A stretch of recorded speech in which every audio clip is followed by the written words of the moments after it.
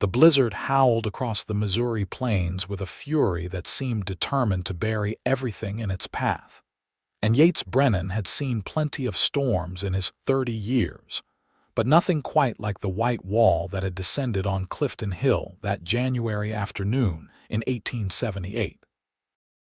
He was checking the fence line on his property when he saw her, a dark shape crumpled against the wooden rails, barely visible through the driving snow. His heart lurched in his chest as he spurred his horse forward, dismounting before the animal had fully stopped. She was a woman, young and dressed in clothes far too thin for this weather, her lips blue and her skin pale as the snow gathering on her shoulders. "Madam," he called out, but she barely stirred, just a faint flutter of her eyelashes. Her whole body trembled violently, the kind of shaking that told him she had been out here far too long. Without hesitation, Yates pulled off his heavy coat and wrapped it around her, then scooped her into his arms. She was lighter than he expected, almost fragile, and he could feel the cold radiating from her body even through his shirt. "You're coming inside," he said firmly, though he doubted she could hear him over the wind.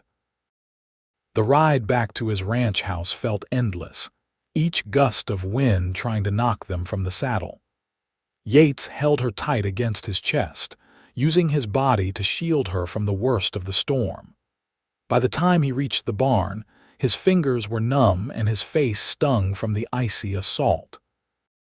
He managed to get his horse secured quickly, then carried the woman across the yard to his house, kicking the door open and stumbling inside.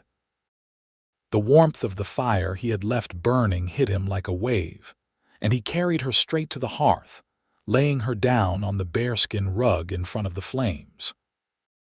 Her clothes were soaked through, ice crystals clinging to the fabric, and he knew he had to get her out of them before hypothermia claimed her completely. His hands worked quickly but carefully, removing her wet boots, her threadbare coat, and the thin dress beneath. He tried not to look more than necessary, maintaining what modesty he could as he wrapped her in every warm blanket he owned. Her breathing was shallow, her shivers violent, and Yates felt a surge of worry. He had seen men die from exposure before, good men who had simply gotten caught out in the wrong weather. He rubbed her hands between his, trying to bring warmth back to her frozen fingers, then did the same with her feet. "Come on," he murmured. "Stay with me. You are going to be all right." For nearly an hour he worked on her, keeping her close to the fire, warming water on the stove to give her small sips when she seemed conscious enough. Gradually, her color began to improve, the blue tinge fading from her lips. Her shivers became less violent, more rhythmic. Finally, her eyes fluttered open and Yates found himself staring into the most striking hazel eyes he had ever seen. "Where?" she whispered, her voice hoarse and weak.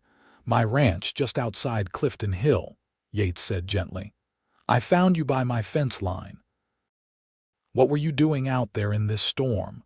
Her eyes filled with tears and she turned her face away. "Running," she said simply. "I was running." Yates did not press her further. He could see the fear in her eyes, the way her body tensed despite her exhaustion. "Well, you are safe here," he assured her. "The storm is too bad for anyone to be traveling. You can rest, get warm, and we will figure everything out once the weather clears." She nodded slightly, her eyes already drooping. Within moments, she had fallen into an exhausted sleep, her breathing evening out into a steady rhythm. Yates sat back on his heels, studying her face in the firelight. She was beautiful, with delicate features and dark hair that dried into soft waves as it thawed. But there were bruises on her arms, fading yellow and purple marks that spoke of rough treatment. His jaw tightened. He had his suspicions about what she was running from, and he did not like any of them. The storm raged for 2 more days, trapping them together in the ranch house. During that time, Yates learned her name was Harper Sinclair, and she was 23 years old. She had been working as a seamstress in St. Louis, or so she told him at first. But as the hours passed and she grew more comfortable in his presence, the truth began to emerge in fragments. "My father sold me," she said on the second evening, staring into the flames. "Like I was livestock. He had gambling debts and there was a man who wanted a wife. I was the payment." Yates felt anger surge through him, hot and fierce. What kind of man does that to his own daughter? "The kind who loves cards more than his children," Harper said bitterly. "I never met the man I was supposed to marry, but I heard stories. He has had 3 wives already. None of them lived very long." She pulled the blanket tighter around her shoulders. "I could not do it. I could not just walk into that, so I ran." "How did you end up here?" "I stowed away on a train heading west. I thought if I could get far enough away, he would not bother looking for me. But I got caught in Kansas City and they threw me off. I walked for days, hitching rides when I could, always moving." She laughed, but there was no humor in it. "I thought I could make it to California, start over where nobody knew me. But then the storm came and I got lost. I did not even know which direction I was going anymore. I just kept walking until I could not walk anymore. You were lucky I found you when I did," Yates said quietly. "Another hour and you would have frozen to death." "Maybe that would have been better," Harper whispered. "Do not say that." Yates moved closer, his voice firm but kind. "You are alive, Harper. You are free. That man does not own you and your father has no right to sell you like property. You are your own person." She looked at him with those haunting hazel eyes, searching his face as if trying to determine whether she could trust him. "Why are you helping me?" "You do not know me. I could be lying about everything." "You could be," Yates acknowledged. "But I do not think you are. And even if you were, I would not turn anyone away in a storm like this. It is not the way I was raised." He hesitated, then added, "My mother always said that God puts people in our path for a reason. Maybe I was meant to find you." Harper was quiet for a long moment. "What happened to your mother?" "She died 5 years ago. Fever took her. My father passed 2 years before that. Heart gave out while he was working the fields." Yates stoked the fire, watching the sparks dance upward. "It has just been me here since then. I run cattle, have about 200 head. It is a good life, but it can be lonely." "You never married," came close once. "Girl named Elizabeth from town." But she decided she wanted city life, not ranch life. "Married a banker and moved to Chicago." He shrugged. "I suppose it was not meant to be." "Do you regret it?" "Not anymore. If she could not love this life, she could not truly love me. I am not the kind of man who can live in a city, wearing fancy suits and counting money all day. I need open space, need to work with my hands." He looked at Harper. "What about you? Was there anyone you left behind?" "No, my mother died when I was young. I had a brother, but he ran off years ago to prospect for gold. I have not heard from him since. There was never anyone special. How could there be, when my father was already planning to sell me?" The bitterness in her voice was sharp enough to cut. The storm finally broke on the morning of the 3rd day. Yates woke to silence, the absence of howling wind almost eerie after the constant assault. He rose quietly, careful not to wake Harper, who was still sleeping on the makeshift bed he had created for her near the fireplace. He had spent the last 2 nights in his chair, keeping the fire going and watching over her.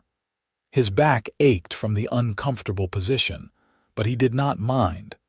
Outside, the world was buried in white.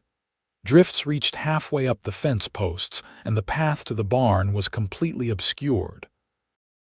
It would take hours to dig out, but at least the snow had stopped falling. The sky was a brilliant blue, cloudless and cold. He heard movement behind him and turned to find Harper standing in the doorway, wrapped in one of his blankets. Her hair was loose around her shoulders, and in the morning light she looked like something from a painting. "It stopped," she said softly. "Yes, We will be digging out for days, but the worst is over." Yates hesitated. "I need to check on the cattle, make sure they made it through. Then I will need to clear a path to the barn and into town." "Into town," Harper repeated, and he heard the fear creep back into her voice. "You are going to turn me in, are not you, or send word to St. Louis?" "No," Yates said firmly, "but we need supplies. The storm caught me a bit short, and if you are staying here for any length of time, we will need more food. Plus, I need to let people know I am all right. The neighbors will be checking on each other. If I am staying here—" Harper's voice was small. Yates turned to face her fully. "Harper, you can stay as long as you need to. As long as you want to. I will not force you to leave, and I will not tell anyone you are here if that is what you want. But you need to understand something. Clifton Hill is a small town. People talk. If you stay here with me, unmarried, there will be gossip. Your reputation will suffer." "I do not have a reputation to worry about," Harper said. "I am nobody, a runaway with nothing to my name." "That is not true. You are a person who deserves respect and dignity. I just want you to know what you would be facing." He paused, then added, "There is another option. I could introduce you as my cousin from back east. Say you came to help me with the ranch. It would not stop all the talk, but it might make things easier." Harper studied him for a long moment. "Why are you doing this? Really? You could just as easily tell me to leave once the roads are clear." Yates met her gaze steadily. "Because I know what it is like to be alone. Because I believe everyone deserves a chance to start over, and because—" He trailed off, not quite ready to voice the other reason, the way something in his chest had shifted the moment he saw her, the protectiveness he felt that went beyond simple human decency. "Because what?" Harper prompted softly. "Because I think you were meant to end up here," he finished.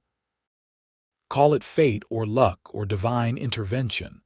But you ended up on my fence line, and I am not going to question that too hard." Something in Harper's expression softened, and for the first time since he found her, she smiled. It was small and tentative, but it transformed her face. "All right," she said. "I will stay, at least until I figure out what to do next." Over the following weeks, they fell into a rhythm. Yates taught Harper the routines of ranch life, and she proved to be a quick learner. She helped with the cooking and the housework, but she also insisted on learning how to care for the animals. He showed her how to milk the cow, how to collect eggs from the chickens, how to recognize when a horse was favoring a leg. She took to it all with a determination that impressed him. In the evenings, they sat by the fire and talked. Yates told her about growing up on the ranch, about learning to ride before he could properly walk, about the time he and his father drove cattle to market in Kansas City and got caught in a stampede. Harper shared memories of her mother, the few happy times before her father's drinking and gambling consumed everything. She talked about her dreams of becoming more than just a seamstress, of owning her own shop someday, of being independent. "You could do that here," Yates suggested one night. "Clifton Hill does not have a proper seamstress. Women have to make do or order from St. Louis. If you set up shop, you would have plenty of business." Harper looked surprised. "I had not thought about that, but I do not have any supplies. No fabric, no thread, nothing. We could get them. There is a general store in town that orders things. It might take a few weeks, but we could get you set up." Yates leaned forward in his chair. "Think about it, Harper. You could build something here, something that is entirely yours." Her eyes shone with a hope he had not seen before. "Do you really think I could?" "I know you could. You are one of the strongest people I have ever met. You survived what would have killed most people, and you have not let it break you. If you want this, I will help you make it happen." Harper stood suddenly and crossed the space between them. Before Yates could react, she leaned down and kissed his cheek. "Thank you," she whispered, "for everything." Yates felt his heart hammer in his chest. The spot where her lips had touched his skin seemed to burn. "You do not need to thank me," he managed to say. "Yes, I do. You saved my life, Yates, not just from the storm but from everything. You gave me a reason to keep going." She straightened, her cheeks flushed.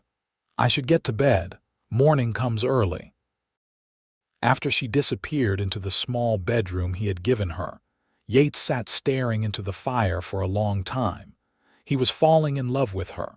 The realization was both exhilarating and terrifying. He had known her less than a month, but somehow she had become essential to his life. The house felt warmer with her in it, his days brighter. But he had no right to those feelings, not when she was still healing from everything she had been through.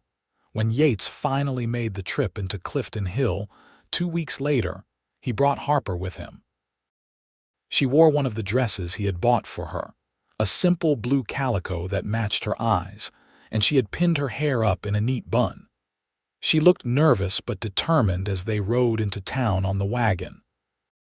Clifton Hill was not a large town, just a main street with a general store, a saloon, a church, and a handful of other buildings. But it was home, and Yates knew every person they would encounter. He helped Harper down from the wagon, very aware of the eyes watching them from windows and doorways. "Yates Brennan, is that you?" The voice belonged to Samuel Crawford, the owner of the general store and one of the town's most prominent gossips. He came bustling out onto the wooden sidewalk, his eyes bright with curiosity. "We were worried about you during that storm." "And who is this lovely young lady?" "Samuel, this is my cousin Harper Sinclair from back in Ohio. She arrived just before the storm hit. Harper, this is Samuel Crawford. He runs the general store and knows everyone's business before they do." Yates said it with a grin to take the sting out of the words. Samuel laughed. "Guilty as charged. Welcome to Clifton Hill, Miss Sinclair. Are you visiting for long?" "Actually, I am planning to stay," Harper said, her voice steady despite her nerves. Yates mentioned that the town could use a seamstress. "I thought I might set up a shop if there is interest." "Interest? My dear, you will have women lining up at your door. My wife has been complaining for years about having to make all her own dresses or wait months for orders from the city." Samuel beamed. "This is wonderful news. Come inside, let me show you what fabric we have in stock. It is not much, but I can order more." As Harper followed Samuel into the store, several other townspeople approached Yates. Martha Henderson, the widow who ran the boarding house, looked particularly interested. "Your cousin, is she?" Martha said archly. "Funny, I never heard you mention any family in Ohio before." "Mother's side," Yates said smoothly. "Harper needed a fresh start and I could use the help around the ranch. Seemed like it would work out for both of us." "I am sure it does." Martha's tone suggested she did not believe a word of it, but she smiled anyway. "Well, she seems like a nice girl. We will have to have her over for tea once she is settled." The day in town was exhausting but productive. Harper placed orders for fabric and notions, and Samuel promised to help spread the word about her seamstress services. They visited the land office, where Yates helped Harper file a claim for a small property adjacent to his ranch. It was not much, just a few acres, but it would be hers, legal and proper. By the time they headed back to the ranch, Harper was smiling more than Yates had ever seen. "I cannot believe it," she said as the wagon rattled along the frozen road. "I own land. Me, a woman who 3 weeks ago had nothing." "You deserve it," Yates said. "You deserve all of this and more." Harper looked at him, her expression serious. "I do not know how I will ever repay you for everything you have done." "I do not want repayment, Harper. I want you to be happy. That is all I have ever wanted." The words came out more intense than he intended, and he saw her eyes widen slightly. "Yates," she started, but he shook his head. "Sorry. I did not mean to make you uncomfortable. I just want you to know that you have a home here for as long as you want it. No strings attached." Harper was quiet for a moment, then she reached over and placed her hand on his arm. "You have not made me uncomfortable."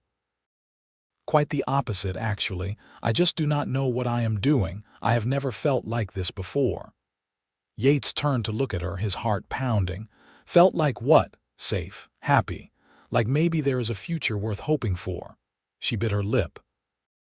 "And when I am around you, I feel something else too. Something I do not have words for yet." "Harper, Yates struggled to find the right words. "I have feelings for you. I have been trying to ignore them, trying to tell myself it is too soon, that you need time and space. But I cannot help it. You are in my thoughts every moment of every day." "I think about you too," Harper admitted, her cheeks flushing. "I know I should not. I know there are 100 reasons why this is complicated. But when you look at me, I do not feel like the broken thing my father tried to sell. I feel like someone worth something. You are worth everything," Yates said fiercely. He pulled the wagon to a stop and turned to face her fully. "Harper Sinclair, you are the strongest, most remarkable woman I have ever known. And if you will let me, I would like to court you properly. I want to do this right." Tears spilled down Harper's cheeks, but she was smiling. "I would like that very much." Yates reached up and gently wiped away her tears with his thumb. "Then we will take it slow. No rushing, no pressure. We will see where this goes." Harper leaned into his touch, and Yates felt something settle in his chest, something that felt like coming home. They sat there for a long moment, the winter sun casting long shadows across the snow, before Yates clicked to the horses and they continued on their way. As spring arrived and the snow began to melt, Harper's seamstress business flourished. Women from Clifton Hill and the surrounding farms came to the ranch to be fitted for dresses, shirts, and other garments. Harper set up a workspace in the spare room of the ranch house, and the sound of her sewing filled the days.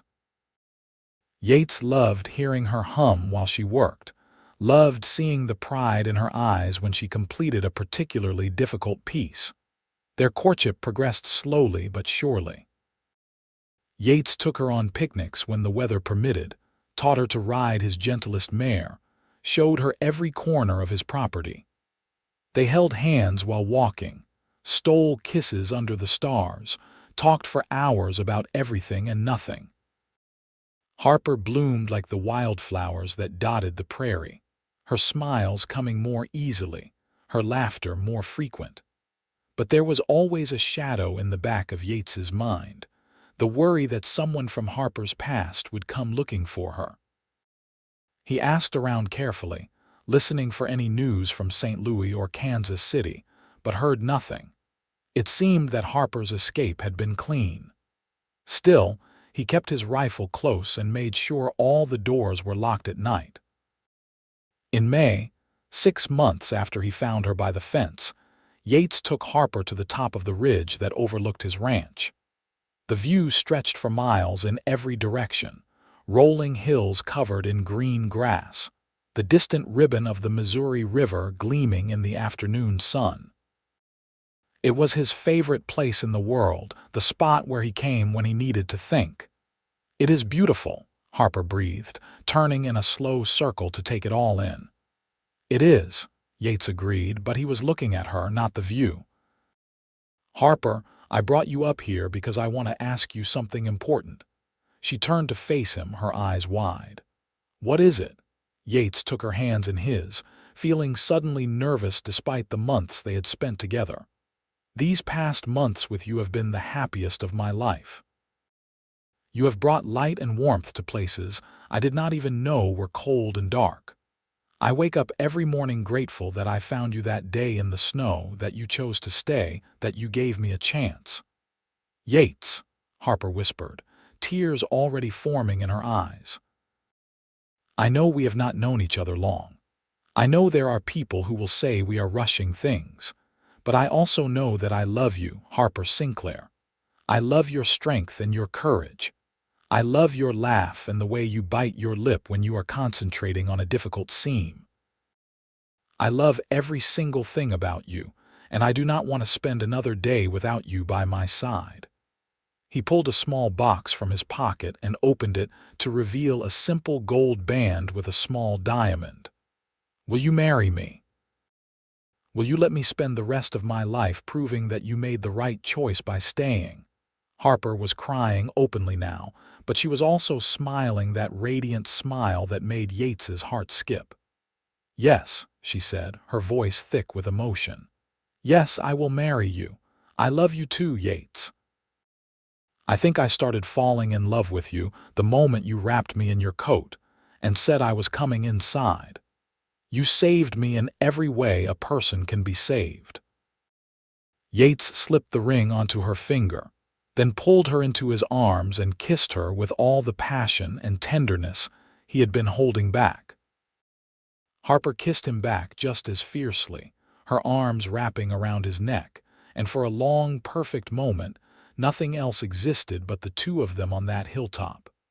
When they finally broke apart, both breathless, Yates rested his forehead against hers. "When do you want to get married?" "As soon as possible," Harper said firmly. "I have waited my whole life to feel like this. I do not want to wait any longer." They were married 3 weeks later in the small church in Clifton Hill. Harper wore a dress she had made herself, white silk with delicate embroidery that had taken her weeks to complete. She looked like an angel walking down the aisle, and Yates felt his throat tighten with emotion as she approached. The ceremony was simple, attended by the townspeople who had come to accept Harper as one of their own. Samuel Crawford stood as Yates's best man, and Martha Henderson stood with Harper, having appointed herself the young woman's surrogate mother. When the preacher pronounced them man and wife, Yates kissed Harper with a joy that felt like it might burst from his chest. The reception was held at the ranch, with tables set up in the yard and food provided by half the town. There was music and dancing, laughter and celebration. As the sun set and lanterns were lit, Yates and Harper shared their first dance as husband and wife, swaying together to a fiddle tune while their friends and neighbors looked on. "I cannot believe this is real," Harper murmured, her head resting on Yates's shoulder. "6 months ago I was ready to die in the snow. Now I am married to the most wonderful man in the world." "Believe it," Yates said, pressing a kiss to her temple. "This is just the beginning, Harper. We have a whole lifetime ahead of us."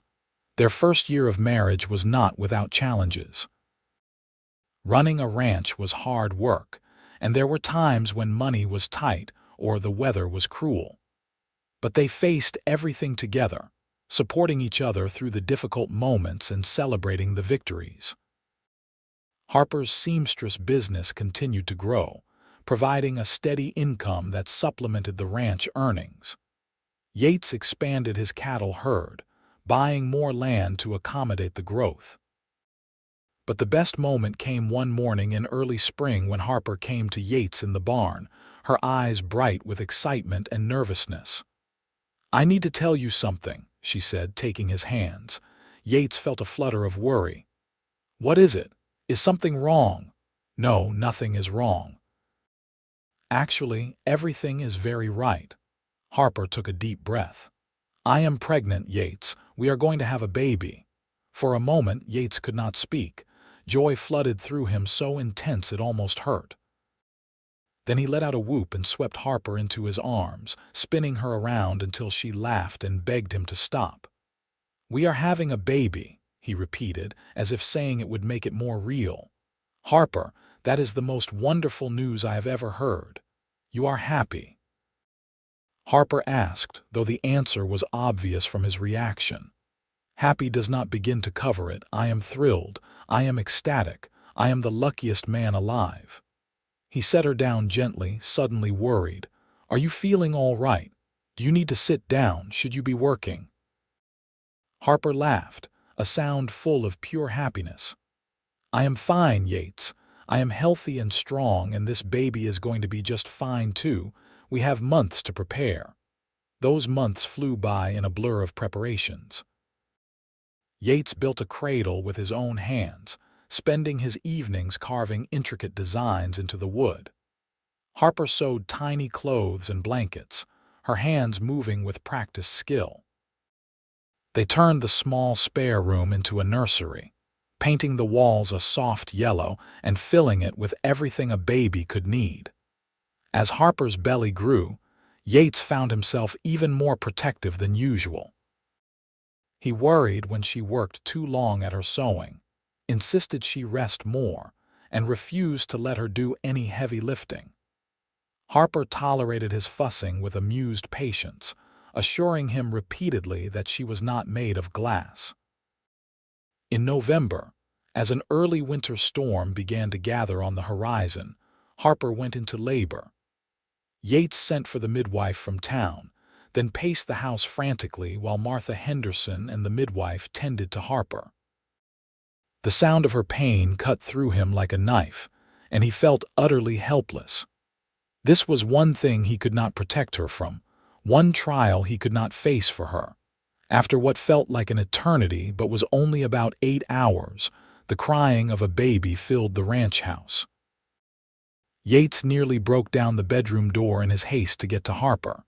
She was pale and exhausted, her hair plastered to her forehead with sweat, but she was smiling as she held a small bundle wrapped in blankets.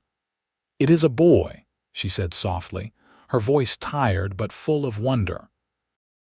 "Yates, we have a son." Yates approached the bed on shaky legs and looked down at the tiny face peeking out from the blankets. His son. The baby had Harper's delicate features and a shock of dark hair. As Yates watched, the infant opened his eyes, revealing a blue-gray gaze that would probably change color in time. Something in Yates's chest cracked wide open, a love so fierce and overwhelming that it brought tears to his eyes. "He is perfect," Yates whispered, "just like his mother." "Do you want to hold him?" Harper asked. With trembling hands, Yates took his son into his arms. The baby was so small, so fragile, and Yates had never felt more terrified or more honored in his life. "Hello there, little man," he murmured. "I am your father. And I promise you, I am going to do everything in my power to give you a good life." They named him Thomas, after Yates's father, with the middle name James for Harper's brother, who she still hoped to find someday. Little Thomas Brennan proved to be a healthy, happy baby with his mother's sweetness and his father's stubborn determination. Yates discovered reserves of patience he never knew he had, walking the floor with a crying infant in the middle of the night, learning to change diapers and give baths.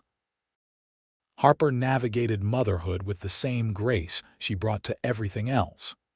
She balanced caring for Thomas with her seamstress work, though she took on fewer clients in those early months. Yates hired a young man from town to help with some of the ranch work, giving him more time to spend with his family. As the years passed, their life together deepened and grew richer. Thomas grew from an infant to a toddler to a young boy who followed his father everywhere, eager to learn about the ranch. When Thomas was 3, Harper became pregnant again, and this time she gave birth to a daughter they named Caroline, after Yates's mother. 2 years after that, another daughter arrived whom they named Alice. Their ranch house, once so quiet and lonely, was now filled with the noise and chaos of children. There were toys scattered across the floor, childish laughter echoing from the yard, endless questions and requests for stories. Yates had never been happier. He would catch Harper's eye across the dinner table sometimes, surrounded by their children, and see his own contentment reflected in her gaze. One evening when Thomas was 8, Caroline was 5, and Alice was 3, Yates and Harper sat on the porch together after the children were in bed. It had been a long day of work and they were both tired, but it was a good tired, the kind that came from a life well lived. "Do you ever think about that day?" Harper asked softly. "The day you found me, all the time," Yates admitted. I think about how easily I could have missed you if I had checked the fence line an hour later or if I had decided to wait out the storm instead of going out. You would have died and I would have never known you existed. Harper leaned against his shoulder. I think about it too. I was ready to give up, Yates. I was so cold and so tired and I just wanted to sleep. If you had not found me when you did, I would not have woken up. But I did find you, Yates said, wrapping his arm around her. And you did wake up. And now look at us. 3 beautiful children, a successful ranch, a life neither of us could have imagined. Sometimes I still cannot believe it is real, Harper confessed. Sometimes I wake up in the middle of the night and have to remind myself that I am safe, that I am loved, that this is truly my life now. Yates pulled her closer. It is real, Harper, every moment of it. You are my wife, the mother of my children, the love of my life. And nothing is ever going to change that. Harper turned her face up to his and Yates kissed her, a kiss that held all the years and all the love between them. When they broke apart, Harper smiled. I love you, Yates Brennan. Thank you for saying I was coming inside. Thank you for saving me. You saved me too, Yates said. You just did not realize it.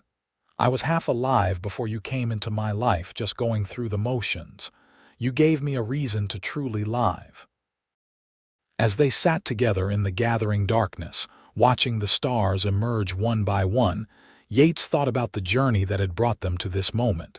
It had not been easy. There had been struggles and hardships, moments of doubt and fear, but through it all they had each other. And that had made all the difference. The children grew and thrived. Thomas showed an aptitude for ranching that made Yates proud, often working alongside his father from dawn to dusk. Caroline had her mother's artistic talent and spent hours sketching the landscape and the animals.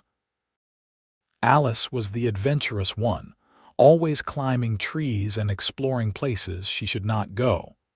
Together, they filled the ranch with energy and life.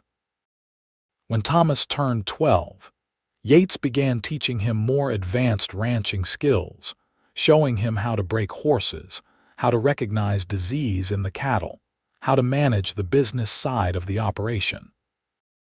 It was important to him that his son understand not just the work, but the responsibility that came with owning land and caring for animals. One afternoon, while they were mending fence together, Thomas asked, "Father, how did you meet Mother?" "I mean, I know she is your cousin, but how did she end up here?" Yates paused in his work.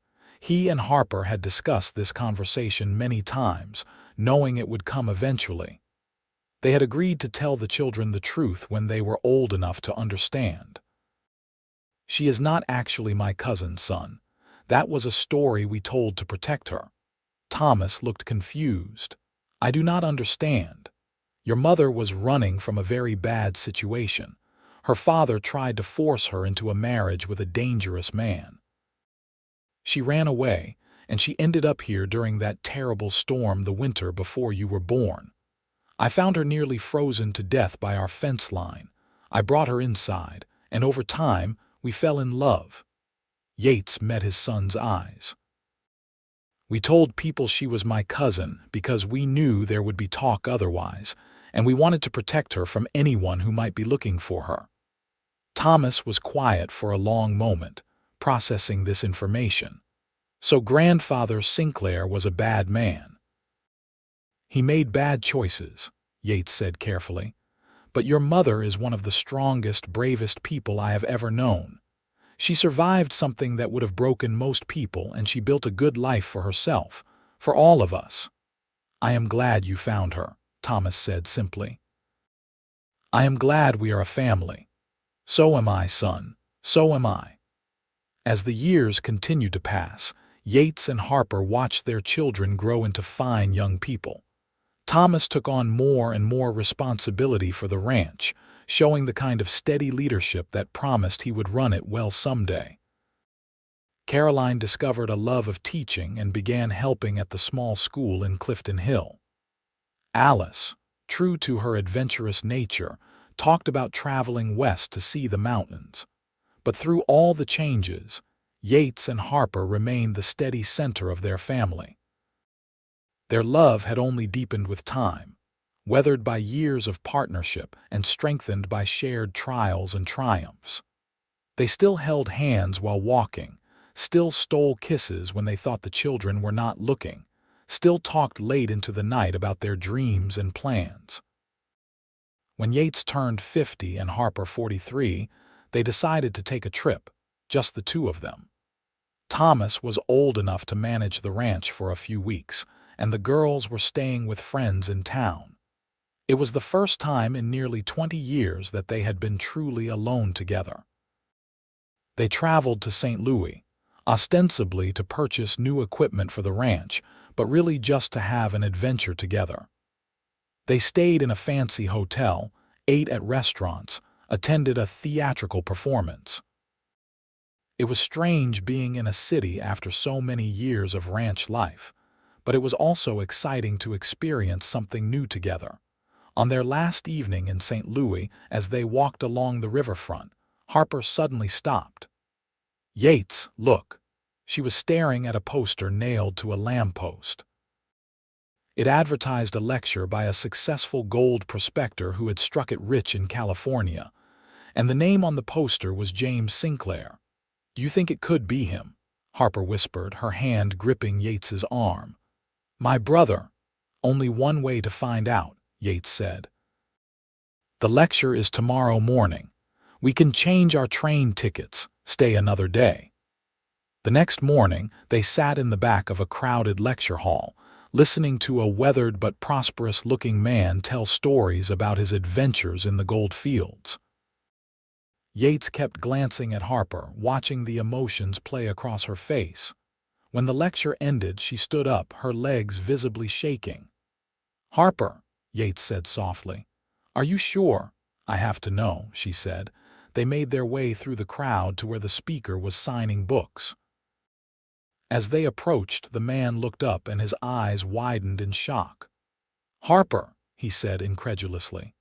"Little Harper, is that you, James?" Harper breathed, and then they were embracing, both of them crying. Yates stepped back, giving them space, his own eyes stinging with tears. It was hours before they finished catching up. James had indeed struck gold, though it had taken years of hard work. He had tried to find Harper after he made his fortune, but their father had moved and left no forwarding address. He had assumed Harper had married and changed her name, making her impossible to track down. He was shocked and furious to learn about their father's attempt to sell Harper, and profoundly grateful that she had escaped and found happiness. "You have children?" James asked, looking at the photographs Harper had brought. "I am an uncle, 3 of them," Harper said proudly. "Thomas, Caroline, and Alice. They are wonderful kids, James. You would love them." "I want to meet them," James said immediately. "I want to be part of your life again if you will have me." "Of course," Harper said, squeezing his hand. "You are my brother. You are family." James came to visit the ranch that summer, bringing expensive gifts and amazing stories. The children were fascinated by their newly discovered uncle, and James was delighted by his nieces and nephew.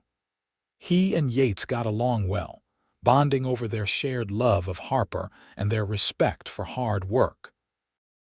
Before he left, James set up a trust fund for each of the children's education, insisting that Harper had given him enough grief over the years to earn it. As Yates and Harper entered their later years, they had the satisfaction of seeing their children settled and happy. Thomas married a rancher's daughter from the next county and took over the day-to-day running of the ranch, building his own house on the far end of the property. Caroline married the school teacher who had replaced her and moved into town. Alice, true to her adventurous spirit, married a surveyor and moved to Colorado, though she visited often. The grandchildren began arriving, and Yates and Harper found themselves in the peculiar position of being the family elders. dispensing wisdom and watching their children navigate the same challenges they had faced. They moved into the smaller house that Thomas had built for them, giving the main ranch house to him and his growing family. One winter evening, as snow fell gently outside, Yates and Harper sat together in front of their fireplace. They were both in their 60s now, their hair gray and their movements slower, but their love was as strong as ever. Harper was working on a quilt for their newest grandchild, and Yates was reading a book, his spectacles perched on his nose. "Yates," Harper said suddenly, setting down her sewing. "Do you remember what you said to me the day you found me?" Yates looked up from his book. "I said a lot of things that day. You said, 'You are coming inside,' not 'Do you want to come inside or let me help you inside,' just 'You are coming inside.' Like it was decided, like there was no question." Harper smiled. "I have thought about that so many times over the years. You did not give me a choice because you knew I was too far gone to make one. You just took charge and saved my life." "I could not leave you there," Yates said simply. "It was not even a decision. I saw you and I knew I had to help." "And you have been helping ever since," Harper said softly. "You have spent 40 years making sure I was safe and happy and loved. You gave me a family, a home, a purpose. You gave me everything." Yates set down his book and moved to sit beside her on the sofa. "You gave me just as much, Harper. More even. You turned this old ranch house into a home. You gave me children and grandchildren. You filled my life with love and laughter. I was the one who was lost before you came along." Harper leaned against him, and they sat in comfortable silence, watching the fire dance. Outside, the snow continued to fall, just as it had that long-ago day when their story began. But now they were not fighting against the cold. They were warm and safe, surrounded by the life they had built together. "I love you, Yates Brennan," Harper said. "I will love you until my last breath and beyond." "And I love you, Harper Brennan," Yates replied, kissing the top of her head. "You are the best thing that ever happened to me. My greatest treasure." They celebrated their 40th wedding anniversary surrounded by their children's spouses, and 7 grandchildren ranging in age from infant to teenager. Thomas had arranged a huge party at the main ranch house, with tables set up in the yard just like at their wedding. There was music and dancing, food and laughter. As the sun set and lanterns were lit, Yates and Harper shared another first dance, swaying together to the same fiddle tune that had played at their wedding. "We have had a good life," Harper said, looking up at her husband. "A very good life." "The best," Yates agreed, "and we are not done yet. We still have years ahead of us, God willing." They did have more years, though they were not as many as they might have hoped. When Yates was 72, he had a stroke while working with Thomas in the barn. He survived, but it left him weakened, one side of his body not working quite right. Harper nursed him with the same fierce determination she brought to everything, refusing to let him give up. "You did not let me die in the snow," she told him firmly. "I am not going to let you give up now. We still have time together, Yates. I am not ready to let you go." With her help and his own stubborn will, Yates recovered much of his strength. He could not do the hard physical labor anymore, but he could still walk, could still sit on the porch and watch the sunset, could still hold Harper close at night, and he counted every day as a blessing.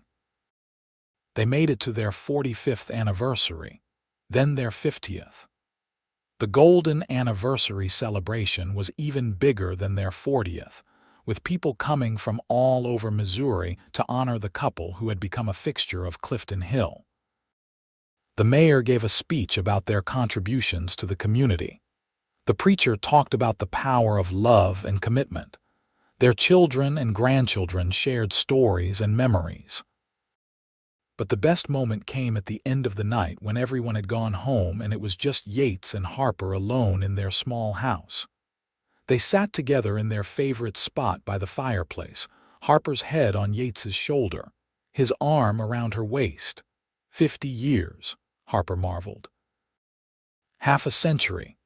Who would have thought that the frozen girl by the fence would end up here? I knew, Yates said softly.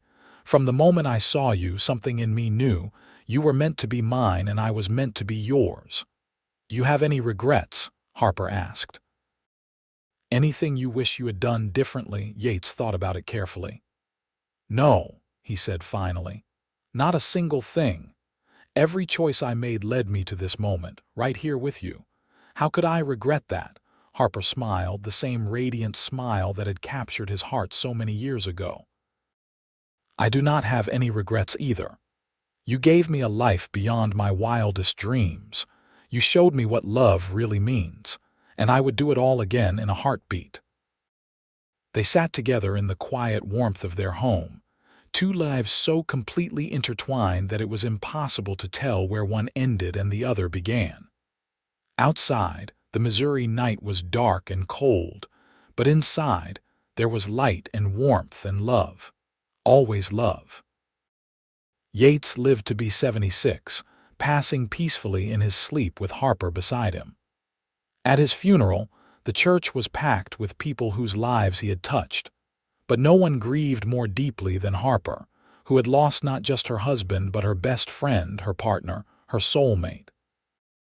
For weeks after, she seemed lost, wandering through the days in a daze. It was Thomas who finally brought her back, sitting with her one evening and taking her hands. Mother, I know you are hurting. We all are. But Father would not want you to give up. He would want you to keep living, to keep enjoying the family you built together. Harper looked at her son, seeing so much of Yates in his face, and felt something shift inside her. You are right, she said softly. Your father spent his whole life making sure I was okay. I owe it to him to be okay now.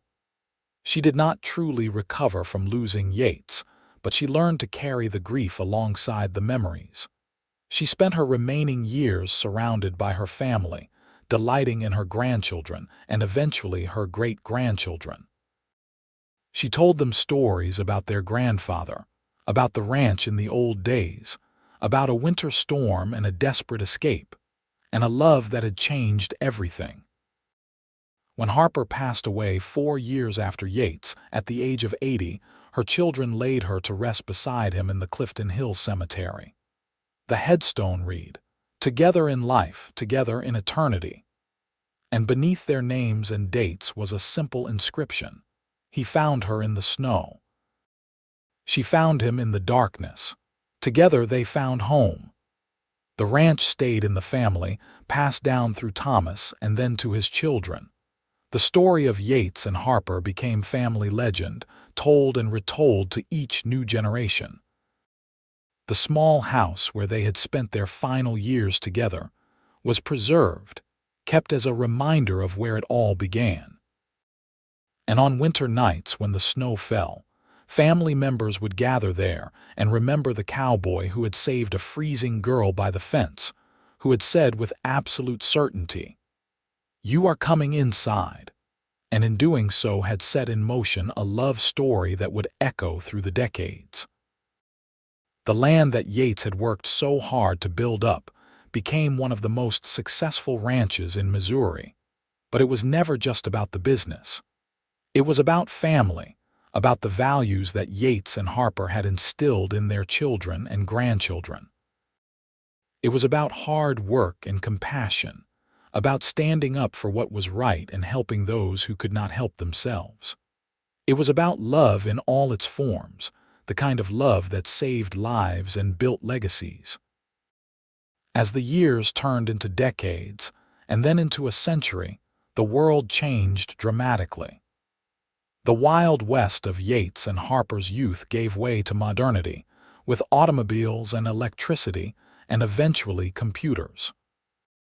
But in Clifton Hill, in the ranch that bore the Brennan name, some things remained constant.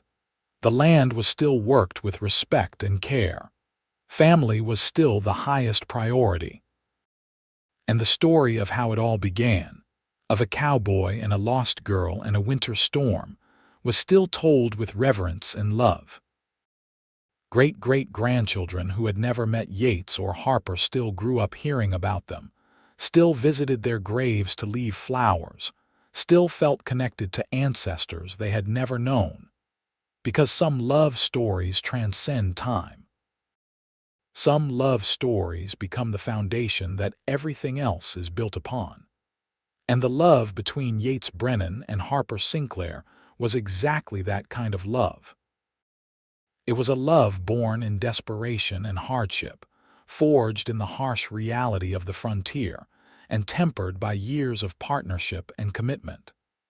It was a love that produced a family, a legacy, a living testament to what two people could build when they faced the world together. It was a love that began with 4 simple words spoken in a blizzard. "You are coming inside." And in the end, that was what their entire life together had been. Yates had brought Harper inside from the cold, yes, but she had brought him inside too. Inside a life of meaning and purpose. Inside the warmth of family and connection. Inside the deep, abiding joy that comes from loving someone completely and being completely loved in return. They had found shelter in each other, and that shelter had become a home, a refuge, a place where love dwelt always. The ranch still stood, generations later, a testament to their legacy. The fence line where Yates had found Harper had been replaced a dozen times over, but everyone in the family knew exactly where it had been.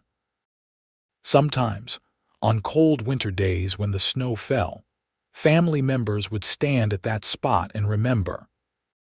They would think about how close they had come to never existing, how everything they were and everything they had could be traced back to one man's decision to check his fence line during a storm, to one woman's desperate flight from a terrible fate. It was a reminder that every life is made up of moments, and some moments change everything. For Yates and Harper, that moment had come on a freezing January day in 1878, when 2 paths converged by a fence post on a Missouri ranch. Everything that followed, all the joy and love and family, had flowed from that single moment. It was proof that sometimes the best things in life come from the hardest circumstances, that sometimes salvation arrives in the form of a stranger on horseback, and that sometimes love finds you when you least expect it, in the middle of a blizzard when you have given up all hope.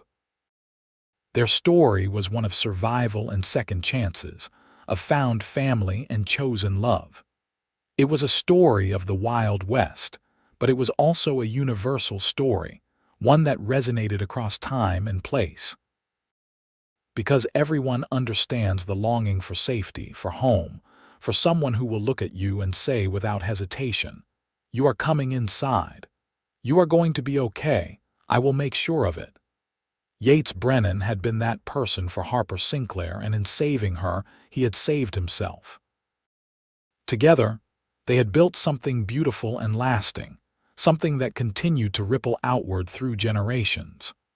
Their love story had ended, as all love stories must, with death and separation. But it had also transcended those endings, living on in the hearts and lives of everyone they had touched. And on quiet winter nights in Clifton Hill, when the wind howled and the snow fell, those who knew the story would look out at the darkness and remember. They would think of a cowboy and a lost girl, of a moment of compassion that changed everything, of a love that had conquered impossible odds.